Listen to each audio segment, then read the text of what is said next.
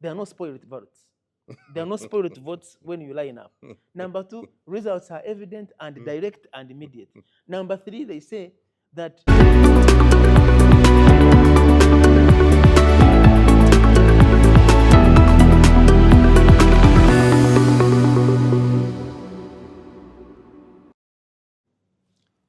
Yeah, we continue the conversation from the National Consultative Forum.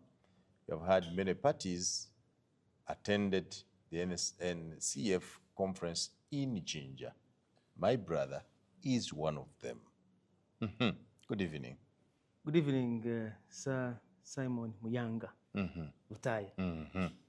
My name is Julius Muchunguzi. I am the spokesperson of the Electoral Commission, and I'm speaking to you here from Jinja, where the Electoral Commission has been part of this retreat of political leaders, secretaries general of political parties, who have been discussing the role of political parties after elections, especially in respect of driving service delivery and accountability. Now, for the Electoral Commission, you know, political parties are one of the most critical stakeholders. Political parties are the ones who field candidates in a multi-party dispensation since Uganda became a multi-party democratic country in 2005. Now, in 2005, when Uganda returned to multi-partyism, Parliament created a law governing the operations of political parties. That law is called the Political Parties and Organizations Act. It defines how political parties are formed in the country, what they need to do to be founded, how they should operate, how they should behave. And that Political Parties and Organizations Act gives the Electoral Commission the responsibility of registering political parties. So anybody or any group that wants to create or form a political party applies and go through the processes outlined in the law, administered and managed by the Electoral Commission, and the Commission manages that entire process until that political party has fulfilled all those requirements to become a political party. It is that same act that creates the National Consultative Forum, which is also in Parliament, which is also a creation of the Constitution, but also it is defined further in the Political Parties and Organizations Act. So when that law and the creation of the National Consultative Forum gives the responsibility to the Electoral Commission of being the secretary to the NCF. So the Secretariat and the Secretary of the National Consultative Forum sits within the Electoral Commission. And there is a unit, a political parties unit at the Electoral Commission that coordinates and manages the operations and works of political parties. So in this retreat, the Electoral Commission was in as part of the support system to the National Consultative Forum, but also most importantly because of that creation of the law, political parties are one of the most critical stakeholders in the electoral process. And when political parties are meeting to discuss issues that relate to multipartyism, their conduct, their health, their activities, the Commission is pleased because it is dealing with those people, those institutions that play a critical role in the democratizing process of the country. So that's how the Electoral Commission is here. Yes. Thank you, Julius. Julius, are you aware of, as a mother now, assuming these political parties were children, you're the mother. Yes. Are you aware of the stunted children among your children? We don't call them stunted. The law somehow does not define stunted or well-fed children. The law outlines what needs to be done for anybody or any group of people who want to form a political party should do. And that procedure is very elaborate. It is elaborate. It speaks about what political party can do, what they can't do, that they should have a national character, they should be representative, they should not be discriminative. And in creation of a political party, the procedure, the processes involve those who wish to create that political party to go across the country and obtain signatures of support from at least 2/3 of the districts of Uganda, signatures from about 100 people from 105 districts. And then when they have gone through all those processes, they are given a certificate of registration and they become children. Now, how they conduct themselves to feed themselves and grow and not be stunted, or whether they starve themselves is their business. We don't support, we don't help them to become well-fed or poorly fed. The people who determine how well-fed or not well-fed they are the voters. Because the voters are the ones who decide on election day to say your manifesto or what you promise is attractive. We are going to give you the mandate to sit as president or to be members of parliament or to be at local government or to be in local councils, which we are going to conduct in the coming weeks. So we have political parties. At the moment, there are 27 political parties on the register of the Electoral Commission. Some of those have representation in parliament. And those which have representation in parliament, they have a forum, there are additional forum called IPOD for those which are represented in parliament, but the National Consultative Forum brings all, the well-fed, the medium-fed, and the other fed. But for us, we don't know how to define them. That is perhaps what Sir Simon as a neutral voice among them, do you see progress, having spent with them days here? Because they are now here. It's very hard to have them together. But you are the neutral voice among them. Yes. Do you see them speaking towards progress of democracy? As the regulator of political parties in the country, we see a lot of progress from 2005 when Uganda returned to multipartyism. We are 20 years old since that time. We're in 2026, so it's roughly over 20 years old. And a lot of progress has been done, has been registered. We have seen political parties field candidates to participate in different electoral processes for president, for members of parliament, LC5, local governments, and now even for the LC1 chairpersons and women council elections. So in terms of progress, the participation that we see over the time, over the years, during the successive general elections is a signal of health that we see in the political parties. But there is so much more that needs perhaps to be done, and that's why these kind of retreats are very important. We think that there should be dialogue is one additional component. Let me first speak about the positives that I see, that we see as the Electoral Commission. The effort towards dialogue.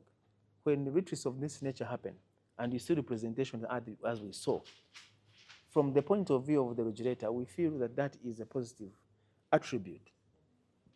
But in the discussion that were happening here, they themselves, the political parties, were raising some of the areas where they feel they needed to do more, to enhance more dialogue, to raise funding for their operations, to build the consensus of national issues, to address issues of the behavior of the political parties themselves and the membership, the need to entrench and deepen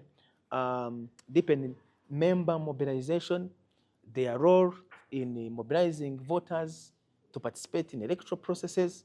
All those are areas that we believe a lot more can be done to make sure that multipartyism indeed takes root and serves the people of Uganda. Just a week after now, we'll be holding general elections for the LC1s and 2s. Yes. And you are also the man in charge. I'm actually worried you're in Jinja. I don't know whether all is well in the rest of the country. Do you think this country is prepared for the LC1 elections? And do you think you have done the right job? Many people are complaining about the open lining. Yes. For people who are going to live in the same village day to day. Many people, many voices are saying no, it would have been separate. But it's the issue of money, it's a negligence that you have chosen to read that way. So let me say this, that the Electoral Commission, whatever the Electoral Commission does in respect of conducting elections is guided by the law. The law stipulates which elections shall be by secret ballot, and the same law stipulates which elections will be by lining up. Article 68 of the Constitution says that presidential, parliamentary, and local government elections shall be by... Julius, the law must also include common sense. Yes. Do you see? Look at now, out of the commission, Yes. look at yourself as a citizen. Yes. You line up behind me Yes. against this man. Yes. Both of us are your friends. And Yes. tomorrow, we're in the same village. Because Yes. the law is made by humans. Yes. So you must have a human face to the law. Is that law right? No. The role of the Electoral Commission is not to say that the law is right or wrong. The role of the Electoral Commission is to implement the law as it is. And I was saying that that same law says that Parliament shall prescribe laws on how other elections shall be conducted. And the Parliament, legislature, enacted the Local Government Act. Section 123 states that elections of chairpersons of local councils 1 and 2 and women committees shall be, not may be, by lining up. Now, the commission, whether it is happy with that law is another matter. The role of the Electoral Commission is to implement that law. If any people have any issues about the law, the address to address that matter is known. It is the members of parliament, in parliament, who have been elected. But the current law, which the Electoral Commission is following and using to conduct elections for LC1 chairpersons, LC2 and Women Council and committee elections, is by lining up. And the Commission is very delighted to say that so far we've moved several steps on the roadmap to the conduct of the LC1 and Women Council elections. Already we completed the exercise of registering voters in their villages at the village level. We have 71,214 villages across the country. That exercise ended. 2 days ago, we completed an exercise of the display of that register in the village so that people in the village can come and say, this person who is written in this book here is a foreigner, he is underage, or he does not reside in this place, or he was forced and brought from somewhere and brought here. That exercise ended, and now, beginning today, the 15th of July, there is the nomination of all those who wish to be considered or wish to participate and contest for LC1 chairperson. From today, the 15th to the 19th of July, nominations for LC1 chairperson candidates, as well as those who wish to contest for women committee elections, is ongoing. And the Commission will continue to undertake this process until we reach the polling day by lining up on the 28th of July for LC1 chairpersons and on 23rd of July for women committees. People have complained and said, you know, we are neighbors. In fact, you are talking about that we live together in the village. How do I stand behind?